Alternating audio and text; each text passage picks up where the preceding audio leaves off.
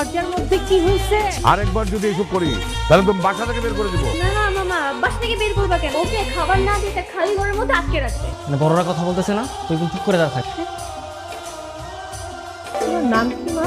মারিয়া জাতান বৃষ্টি। আমার ছেলের ব্যবহারে তুমি কিছু মনে করো না। ও বরাবরই একটু বেশি দুষ্ট তো। তুমি এখানে কখন আসলে? এখনই। ও আচ্ছা, আজকে না তোমাকে না দেখলে আমি কখনো বুঝতেই না একটা মানুষের হাসি এত সুন্দর হয়।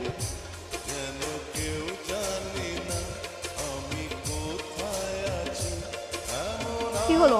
বাবা নক করছে কেন? আবার কি চাই? তুমি একা মানুষ, একা থাকো, কি খাও না খাও, তাই মা তোমার জন্য খাবার পাঠিয়েছে। এসবের কোনো দরকার ছিল না। আন্টিকে আমার পক্ষ থেকে ধন্যবাদ জানাবো। ঠিক আছে, একটু আসি।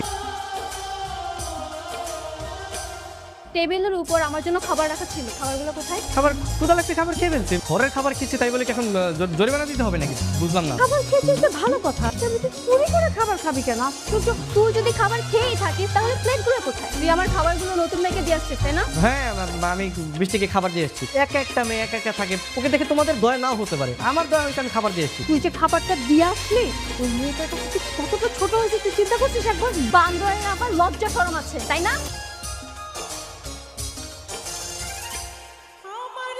তুমি এখানে? বাবার সাথে না আমার একটু ঝগড়া লেগেছে, আমাকে বাসা থেকে বের করে দিয়েছে, তাই আজকে রাতটা একটু তোমার এখানে থাকি কি। বড় যন্ত্রণা হলো তো। আচ্ছা চলো আমরা ড্রয়িং রুমে গিয়ে মুভি দেখি। আজকে একটা মুভি দেখে পার করবো।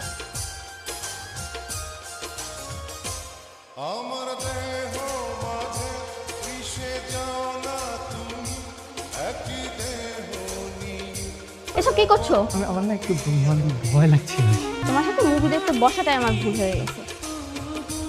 আন্টি আসসালামু আলাইকুম। এত রাতে আপনারা? সত্যি করে বলো, সিয়াম তোমার বাসায় না? হ্যাঁ সিয়াম আমার বাসায়। আন্টি আপনারা তো ওকে বাসা থেকে বের করে দিয়েছেন। কি বলছো কি মা? আমার ছেলেকে তুমি বাসা থেকে বের করে দিই। তাহলে আপনারা এখনই ভিতরে যান। এই বয়সে যে কাণ্ডগুলো করিস আশেপাশের লোকজন কি বলবে? হ্যাঁ কি বলবে? মামি কথা না বলে গালের মধ্যে টাস টাস করে পুষে দেন না। বাসায় ফিরে চল।